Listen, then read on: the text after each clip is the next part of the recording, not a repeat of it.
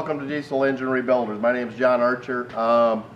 This is a agricultural engine. So this is still a Cummins ISX. Well, actually they call it a Cummins QSX. This is a 500 horsepower engine. We actually built it to be dirty looking. So the customer was like, yeah, you can pretty much paint it any color you want. So I thought, well, he gave it to me dirty, I'm going to give it back to him dirty. But everything in this engine has been completely replaced, so